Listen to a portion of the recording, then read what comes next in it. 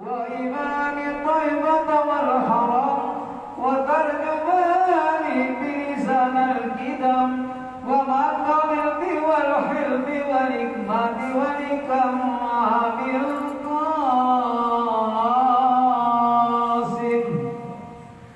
سيدنا وحبيبنا وسفينا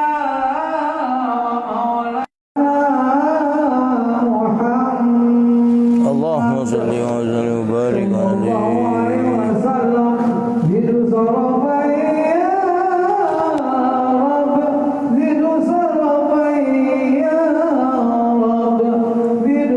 وبارك عليهم غير المغضوب عليهم ولا الضالين آمين.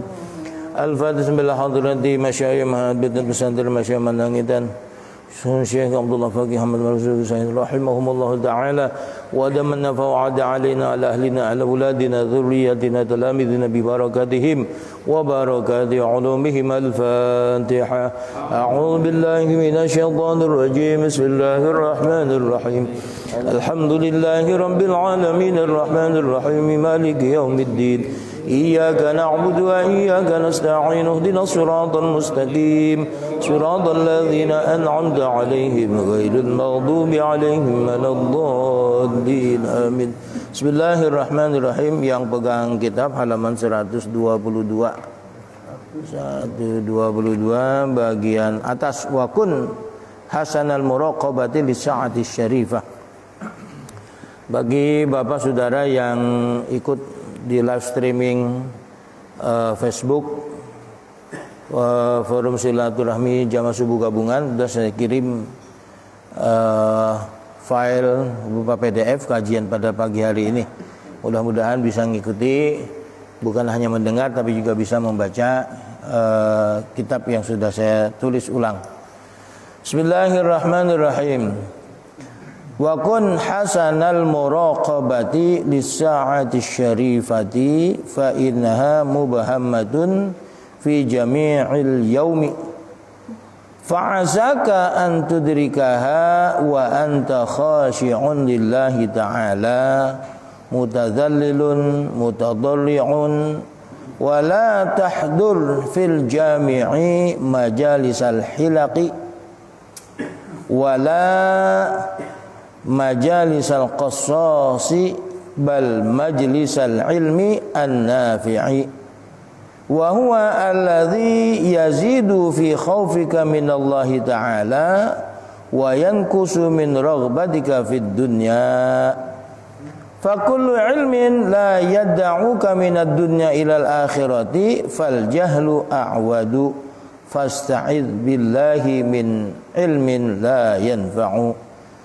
Bapak hadirin saudara jamaah sholat subuh gabungan Mushola Al-Hidayah Wabil khusus DKM Bapak Zainuddin Ustaz Sehwani, segenap pimpinan sholat subuh gabungan, bapak-bapak para sesepuh ini sepuh jamaah yang dirahmati Allah.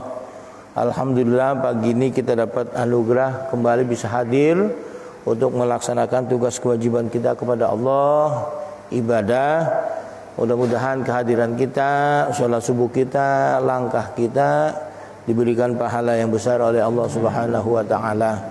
Amin ya rabbal alamin. Dan mudah-mudahan kita juga yang sehat selalu beri kesehatan, yang sakit mudah-mudahan kesembuhan, dan segala problem hidup kita mudah-mudahan Allah carikan jalan keluarnya. Amin ya rabbal alamin. Bapak dan saudara, masih lanjutan kajian kitab Bidayatul Hidayah. Kemarin tuh sudah kita bahas habis sholat Jumat apa yang kita baca.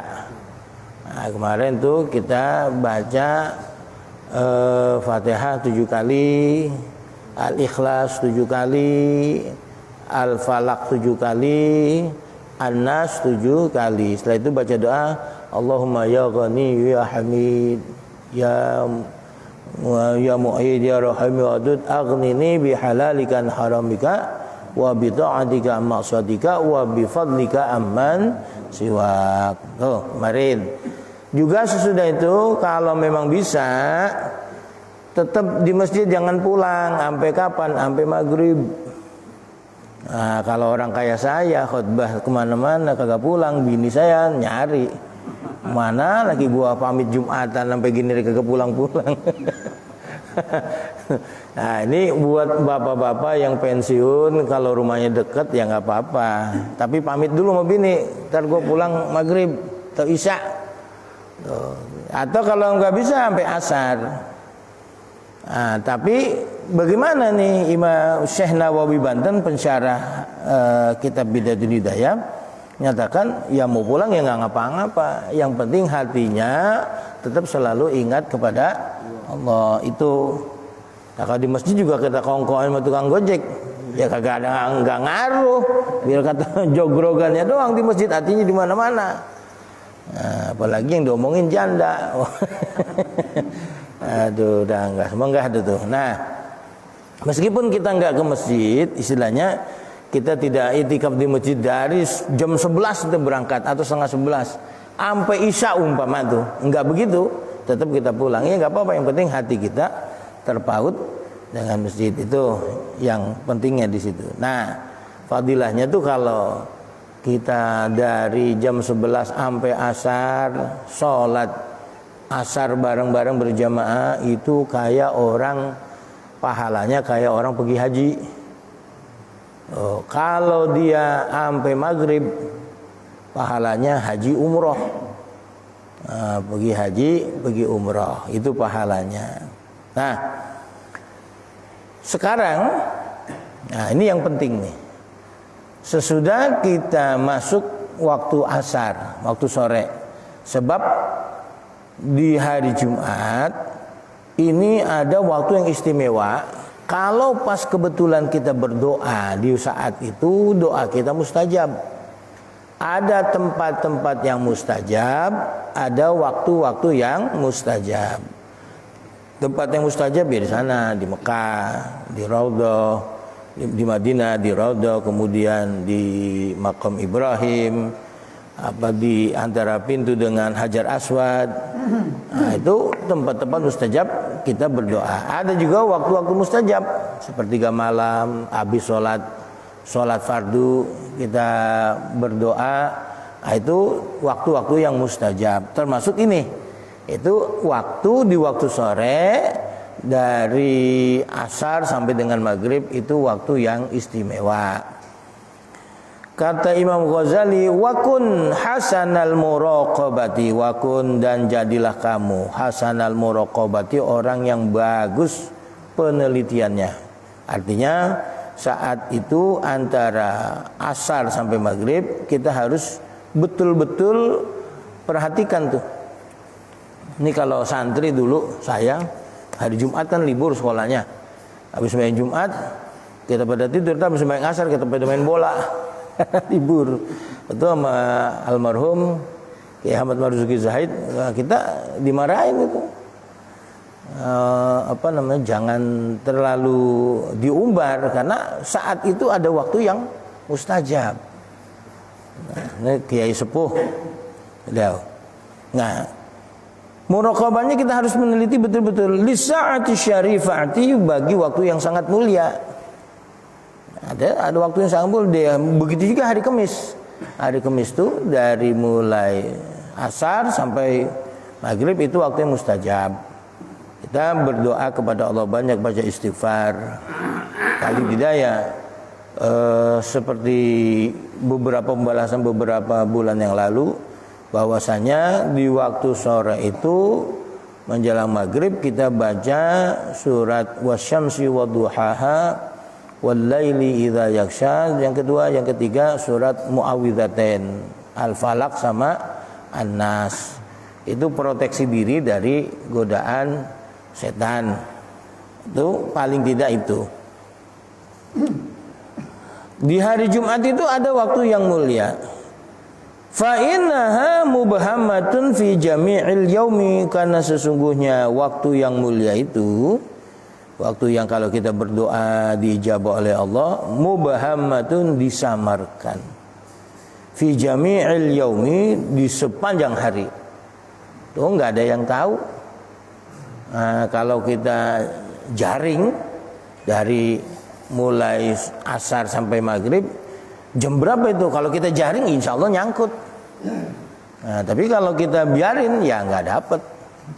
Sama seperti malam Qadar atau Lailatul Qadar. Itu kan terjadinya yang paling sahih itu di 10 hari yang terakhir bulan Ramadan. Yang paling dominan itu di bulan tanggal-tanggal ganjil. Nah, kalau kita nungguin tanggal 21, terus tanggal 23, 24, tanggal 25 ketiduran, 14. Nah, yang enak mulai jaring aja dari awal sampai akhir. Nah, itu supaya pasti dapat tuh kalau kita jaring. Tapi kalau itu yang nungguin bisa kelewat. Fa'asaka an tudrikaha, maka boleh jadi barangkali kamu bisa menemukan waktu yang mulia itu. Bagaimana kondisimu? Wa anta khashi'un lillahi ta'ala, sedangkan anda dalam keadaan khusyuk kepada Allah Ta'ala, lagi ngadep kepada Allah, ngadep dengan hatinya. Ya meskipun kelihatannya dia sambil ngojek, tapi hatinya zikir kepada Allah. Kembali dia bertugas di kantor, tapi hatinya zikir kepada Allah. Ini termasuk. Ya, sambil dagang, ngelayanin pembeli, hatinya khusyuk, ingat kepada Allah, ini juga termasuk. Tapi kalau dia di masjid, dia tiduran, apalagi hobi ngerokok, jadi pojokan ngerokok, megangnya asbak, nah, tuh ngobrol ngarok gitu. Nah ini ya bukan percuma, sama saja seperti tidak hadir di masjid. Nah, sedang dalam keadaan khusyuk, mutadzallilun, dia merendah, mutadarriun, dan bersungguh-sungguh. Makasih. Ya, dia bersungguh-sungguh, tadarru, merendahkan hati, merendahkan diri di hadapan Allah Subhanahu wa taala. Kita banyak dosa, kita banyak kesalahan, ibadah yang kita kerjakan tidak sempurna. Kita ingat-ingat yang begitu tuh. Nah, itu berarti orang yang khudu', orang yang tunduk kepada Allah. Wala tahdur fil jami'i majalisal hilaki. Wala tahdur, kamu jangan hadir fil jami'i, di masjid. Hadir di mana? Majalisal hilaki, majelis-majelis orang pada kongkok. Jadi kan di masjid itu kan suka ada kelompok-kelompok tuh. Di sana ngelompok, sana ngelompok, ya kan? Nah, kita kalau datang ke masjid jangan nimbrung di situ. Wah, cari posisi yang menyendiri. Sebab apa? Kalau nanti kita masuk ke lingkungan itu, bukan jadi zikir kepada Allah, kagak karu-karuan. Yang diomongin. Ketemu orang, apa kabar? Masya Allah, lama gak ngeliat dia, anak sakit. Si anu, jangan tanya lu, kagak beres deh. Jadi ngomongin orang. Nah, itu bahayanya. Padahal tujuan kita ke masjid adalah zikir kepada Allah. Tapi karena salah tempat, cari tempat, nah begitu. Nah, ini jangan hadir di kumpulan orang-orang pada kongkok. Ya. Wala majalisal qasasi, dan jangan tempat-tempat orang pada qasos. Apa namanya? Kalau orang Jawa bilang dombos. Dombos itu ya banyak ngomong, cerita ngalor ngidul, tak karu-karuan, apa aja ceritain. Nah, habis nonton bola, ya, habis nonton politik, ya politik, ya bahas apa aja ngalor ngidul. Bal majlisal ilmin nafi'i, tetapi hadirlah di majelis ilmu yang bermanfaat. Nah, kalau di situ ada kumpulan orang lagi bahas apa tuh? Nah, bahas fikih, bahas hadis, bahas tauhid, ya hadir di situ, itu boleh. Sebab itu bermanfaat. Bahkan hadir di majelis ilmu itu lebih baik daripada sholat sunnah. Kenapa demikian? Hadir di majelis ilmu lebih baik daripada sholat sunnah 1000 rakaat. Kalau sholat sunnah meskipun 1000 rakaat, manfaatnya buat diri dia doang. Tapi kalau kita hadir di majelis ilmu, kita hadir, kita dapat ilmu. Ilmu ini kita bisa tularin buat siapa? Paling enggak buat bini, buat anak. Manfaatnya banyak. Nah kalau kita sembahyang ya kita doang manfaatnya. Orang yang kagak bener ya tetap kagak bener. Ya orang udah bener tetap begitu saja, tidak ada peningkatan. Tapi kalau kita dapat ilmu, kita punya kewajiban untuk nyampein. Nah manfaatnya akan berentet, efek domino siapa aja akan kena. Ini makanya hadir di majelis ilmu 1 jam sesaat lebih baik daripada sholat sunnah 1000 rakaat. Itu karena dilihat dari sisi manfaatnya. Kalau sholat sunat hanya dirinya aja, yang lain nggak ada ngaruhnya. Tuh. Nah sekarang ilmu yang bermanfaat itu ilmu yang bagaimana tuh? Wa huwa alladzi yazidu fi khaufika minallahi ta'ala. Ini tinjauan beliau Imam Ghazali. Semua ilmu pasti bermanfaat, asal jangan ilmu santet. Nah, itu nyakitin orang. Nah, itu jangan. Ilmu sihir. Nah, itu tidak boleh dipelajari. Tapi kalau tujuan mempelajari santet, pelajari sihir untuk mengalahkan hujahnya tukang santet, tukang sihir, nggak apa-apa. Tujuannya itu doang. Setelah itu pada kala ya udah selesai, nggak boleh diamalin. Tapi kalau ilmu yang lain, ilmu agama, itu wajib kita pelajari. Nah ilmu yang bagaimana itu ilmu bermanfaat? Ini dari sisi tasawuf Imam Ghazali. Wa huwa alladzi yazidu fi khaufika minallahi ta'ala. Ilmu yang bermanfaat itu alladzi ilmu yazidu yang bisa menambahkan fi khaufika dalam rasa takutmu, ya rasa takutmu bertambah, ya minallahi ta'ala kepada Allah Ta'ala, wa yankusu dan bisa mengurangi min raghbati dari rasa sukamu, rasa cintamu fid dunya dalam dunia. Jadi ilmu yang bermanfaat itu tinjauan Imam Ghazali adalah ilmu yang bisa menambahkan kita mungkin takut kepada Allah, mungkin tidak menyukai dunia. Maksudnya bagaimana nih? Ya dunia itu kan sesuatu yang ada kita miliki. Maksudnya tidak mencintai, enggak boleh gandrung, menggilai. Kalau bahasanya sahabat itu harta itu ada di tangan, enggak di hati. Jadi kalau Gus Dur terima kasih, yo ditampa, diterima, yo diwehna wong meneh. Dikasih lagi orang, terima, kasih. Ya diterima, kasih lagi orang tuh namanya terima kasih. Wis ditampa, diwehna meneh wong liya. Itu terima kasih. Nah, itu berarti tidak di hati, di tangan, digenggam. Nah, ini ilmu yang bisa menjadikan kita seperti ini, itu namanya ilmu yang bermanfaat menurut beliau dari kacamata tasawuf. Nah ilmu-ilmu yang lain, ilmu tentang ekonomi, tata negara, ilmu kepolisian forensik untuk mencari pelaku pembunuhan, itu bermanfaat, tetap bermanfaat. Itu dari sisi kehidupan dunia. Tapi kalau dilihat dari sisi tasawuf beliau, itu ialah ilmu yang bermanfaat. Ilmu yang mungkin menambahkan kita rasa takut kepada Allah, mengurangi rasa cinta kita, suka kita kepada kehidupan dunia. Ya kita kalau nggak punya duit, kagak bisa kemana-mana. Mau naik apa? Motornya ada, mobilnya ada, bensinnya ora. Oh nggak ada bensin, duitnya kagak. Bisa kemana? Nggak bisa. Nah itu tetap harus ada. Maksudnya mencinta itu menggilai dunia. Ada susah kita keluarin. Ini yang dimaksud demikian. Nah,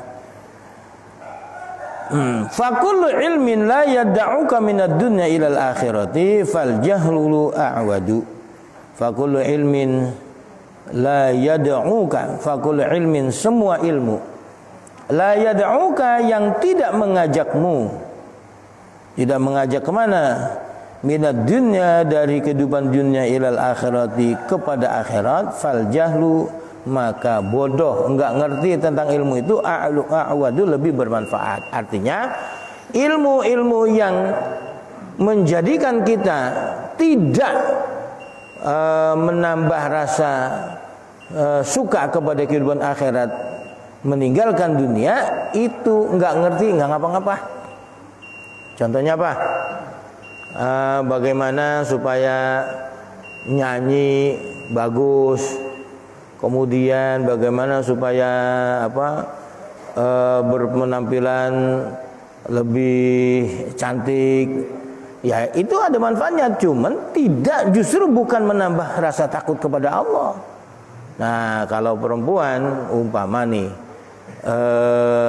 modeling pakaian-pakaian yang modis, sarungnya ini, kelambine warna iki, batik ini, itu kan ilmu untuk berpenampilan. Dulu ada sekolah kepribadian John Robert Power, itu Min Uno, ibunya Sandiaga Uno, itu punya sekolah John Robert Power, sekolah kepribadian. Jadi orang itu kalau mau jadi pejabat, pengusaha, mau ketemu pemimpin itu ada sekolahnya. Jadi cara makan, cara menyambut tamu itu ada. Nah, yang begitu-begitu bagaimana? Dia bermanfaat juga. Sebab kalau kita jadi pemimpin negara nggak ngerti apa-apa, diketawain. Presiden pelongo-pelongo. Orang ngerti apa-apa. Ya jangan sampai. Itu jangan sampai. Nah, itu intinya sekolah kepribadian itu tetap bermanfaat. Nah, tetapi untuk yang sebegitu juga kita pakai pakaian untuk mantesin. Untuk mantesin kita berpenampilan itu bagus-bagus saja niatannya untuk menghormati orang.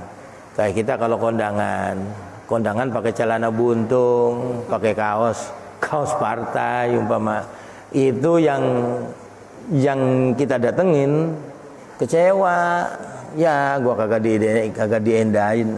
Tapi kalau kita pakaian rapi, kondangan, mau di gedung, mau di rumah, kita pakaian rapi, itu orang yang kita tamu ini seneng, berarti kita diendain. Nah, itu yang begitu-begitu tuh kalau tujuannya untuk akhirat, ya itu baik. Tapi kalau tujuannya untuk semata-mata berpenampilan, itu kan kalau kondangan itu kan buat perempuan itu ajang pamer baju. Kalau kondangan itu perempuan, masya Allah, yang ada selemari dipilih tuh yang mana nih, yang paling cocok. Ya, kalau saya ditanya bini, yang mana kek, yang penting nutupin aurat. Nah, ini perempuan banyak banget ngelesnya. Tapi kan kalau bagus, laki juga yang dinilai bagus. Pinter ngelesnya perempuan. Nah, fasta'iz billahi min ilmin la yanfa'. Fasta'iz, maka berlindung kepada Allah, min ilmin la yanfa', dari ilmu yang tidak bermanfaat. Waqtir doa, wallahu a'lam bishawab. Sebelum saya akhiri, saya mau jawab pertanyaan Pak Haji Jaujah. Ini beberapa minggu yang lalu beliau tanya tentang orang yang tidak melaksanakan sholat Jumat 3 kali berturut-turut. Hadisnya itu kafir, hadisnya munafik. Jadi begini, ini hasil bahsul masail Nahdlatul Ulama menjelaskan bahwasanya hadis itu banyak versinya. Ada yang modelnya man taraka jum'atan salasa marratin tahawunan biha taba'allahu ala qalbi. Barang siapa yang meninggalkan salat Jumat karena meremehkan, niscaya Allah menutup hatinya. Ada lagi man taraka salat Jumat tahawunan biha taba'allahu ala qalbi. Barang siapa meninggalkan 3 kali salat Jumat karena meremehkan, niscaya Allah akan menutup hatinya. Terus juga ada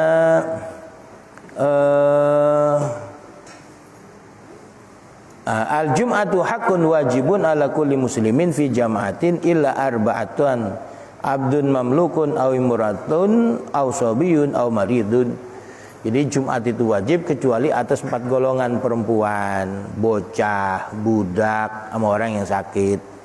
Nah, kalau dalam kondisi seperti ini, pandemi kemarin-kemarin tuh, kita nggak sholat Jumat bukan karena kita meremehkan, ya kan? Kenapa? Karena pandemi. Jadi itu tidak masuk kepada yang disabdakan Nabi itu.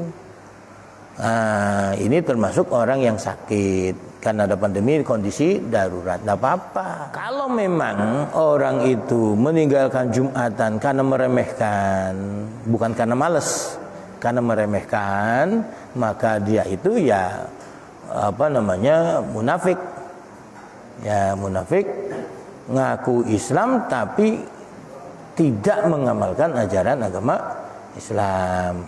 Tuh, nifak amaliyah, bukan nifak i'tiqad. Kalau nifak i'tiqad, nifak yang di zaman Nabi itu, kalau sekarang kita nggak boleh nuduh orang munafik. Itu kalau kiai-kiai yang alim nggak nuduh orang munafik. Munafik lu kagak, nggak berani. Paling apa fasik. Sebab nifak itu, kemunafikan itu ada yang di hati. Siapa yang tahu hati orang? Nggak ada yang tahu. Ya, makanya bahasanya fasik, orang Islam yang ngelakonin dosa besar. Meninggalkan Jumat tanpa ada uzur itu dosa besar. Nah, sekarang dia satpam. Bagaimana dong? Ya nggak ngapa-ngapa, ada uzur. Emang tiap Jumat dia kan nggak ada sip-sipannya. Dokter lagi ngoperasi pasien. Ntar mau denger Jumatan dulu, tinggal. Ya mampus tuh. Mau lagi dioperasi ditinggal. Ya jangan terusin, itu nggak apa-apa, itu uzur namanya. Nah, yang kita kagak ngapa-ngapain, kagak Jumatan, itu dosa besar. Apa kita duduk munafik? Jangan. Sebab kita nggak tahu jeroan orang umat Islam yang fasik, yang ngelakonin dosa besar. Jadi ini istilah-istilah idioms yang dikembangkan oleh ulama kita. Jangan ikut-ikutan yang seperti itu, mencap munafik. Cikal bakal subuh gabungan. Sudah banyak yang berguguran, sampai pimpinan yang tertinggi pun Al-Habib Ali Abdurrahman As-Sudar sudah dipanggil sama Allah. Beliau adalah pimpinan tertinggi subuh gabungan Jakarta Jabodetabek, dan banyak kiai-kiai di bawah itu juga sudah berguguran. Sampai saya yang di Depok saja itu sudah banyak sekali yang berguguran. Pun kita di Al-Hidayah, saya makanya berterima kasih sekali ada guru Kiai Soleh Marwani ini, kemudian teman-teman yang lain ini masih eksis. Perjalanan cukup lama subuh gabungan ini dengan berbagai riaknya, berbagai mana tantangannya. Alhamdulillah, ini karena kebaikan, ini karena memang kita ikhlas, ridho, sehingga subuh gabungan yang sekarang bernama Forum Jamaah Subuh Gabungan Kelurahan Gandaria dan Kelurahan Pulau yang sudah melebar luar biasa. Saya makanya berterima kasih sekali, luar biasa. Ini subuh gabungan saya dan Haji Fahrudin tinggal 2. Yang lain teman-teman Ustaz Madinah semua sudah tidak meninggal semua. Dan saya bersyukur sekali dengan Kiai Soleh ini membimbing kita semua dengan kitabnya yang memang luar biasa. Kitab kuning Pak yang dibahas itu, kitab kuning itulah yang sekarang jadi pegangan. Kalau bapak-bapak, saudara-saudara sekalian sekarang menyaksikan di media sosial, 80% rusak semua. Tapi pegangan yang harus dipegang adalah kitab kuning. Allah akan berikan kita 3 kebaikan dalam kitab Nasoyul Ibad. Salah satu kebaikan yang Allah berikan kepada hambanya adalah pemahaman tentang agama. Kalau agama kita hancur, pemahaman hancur kita semuanya. Pak, urusan agama jelas semuanya dalam kitab. Kadang-kadang kita masalah furu aja udah ributnya kayak apa tahu. Padahal ada usulihim wa furu'ihim. Usulnya itu yang sebagai fondamen, tapi furu'ihim sedikit kecil. Tapi yang furu'ihim habis diacak-acak semua. Furu itu kan cuma cabang kecil, Pak, tidak ada apa-apanya. Ya, luar biasa. Tapi usulihim yang Fondamen itulah yang kuat. Ini baru-baru ini kita masalah akidah, masalah tauhid, urusan Tuhan, Allah disama-samain. Beda Pak, kalau udah urusan itu nggak ada lagi toleransi. Itu masalah tauhid Allah. Masa mau disama-samain sama yang lain? Namanya aja udah beda. Begitu kalau urusan agama. Tapi kalau untuk furu'ihim, toleransi. Banyak toleransinya kalau furu'ihim Pak. Tapi furu'ihim malah dibalik sekarang. Itulah makanya alhamdulillah menurut Kiai kembali kepada kitab kuning. Disitulah dasar-dasar agama yang memang harus kita pegang sampai dengan, dan kita hanya berharap nanti di yaumil qiyamah, di akhirat nanti kita bisa kecantol dari para orang-orang kitab yang mengarang kitab-kitab ini. Enggak sampai jaraknya terlalu jauh buat kita. Jangankan sampai tabi'in, kita ini periode ulama.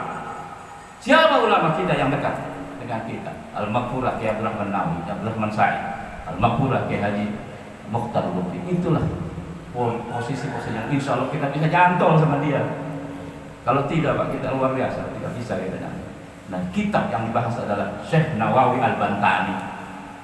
Syekh Nawawi Al-Bantani adalah seorang pengarang yang memang sampai sekarang kita ini.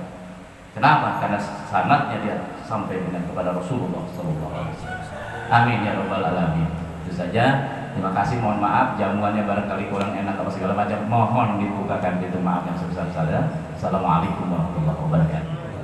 La ilaha illallah. La ilaha illallah. La ilaha illallah.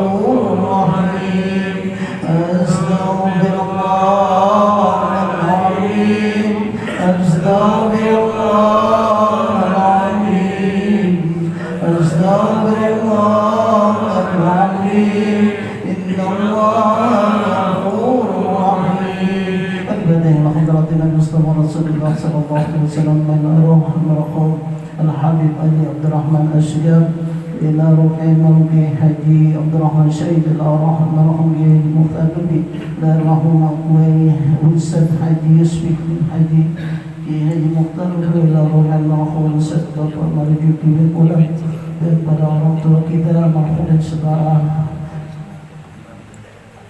Iya, mudah-mudahan para orang tua kita yang rahmatullah, saudara-saudara kita, para jamaah yang sudah hubungan kita yang sudah pulang rahmatullah, semoga di alam berjaya senantiasa mendapatkan jalan rahmat dan maghfirah. Al-Fatihah. Bismillahirrahmanirrahim.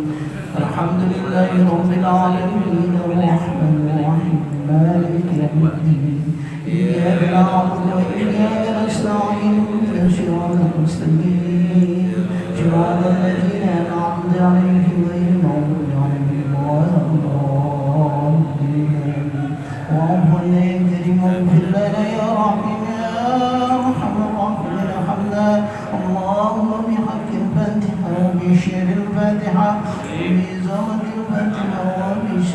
قراءة الفاتحة افتح لنا والخير والبركة والنعمة والمكروه والصحة والسلامة أبواب الرزق أبواب المغفرة أبواب الجنة أبواب الرضا واجعل ولد صالح سالما عالما غنيا مبرا ولوالدي وتعالى ولرسوله صلى الله عليه وسلم والفرج من الآفات والأوحاد إنك على كل شيء قدير اللهم اغفر لنا ذنوبنا ولوالدينا وارحمهما كما ربيانا صغارا من جميع المسلمين والمسلمات الأحياء منهم والأموات خصوصا من يتصدق في مصلى الهداية صادقا ولا ذكرا اللهم اغفر لهم وارحمهم وعافيهم واعف عنهم واجعل الجنة مثواهم اللهم اجعل قبورهم روضة من يد الجنان ولا تجعل قبورهم ربنا وإخواننا الذين سبقونا بالإيمان ولا تجعل في قلوبنا غلا الذين آمنوا ربنا إنك رؤوف رحيم يا الله بها يا الله بها يا الله بحسن الخاتمة يا الله بها يا الله بها يا الله بحسن الخاتمة يا الله بها يا الله يا الله بحسن الخاتمة دعوه بها سبحانك اللهم وتحيتهم فيها سلام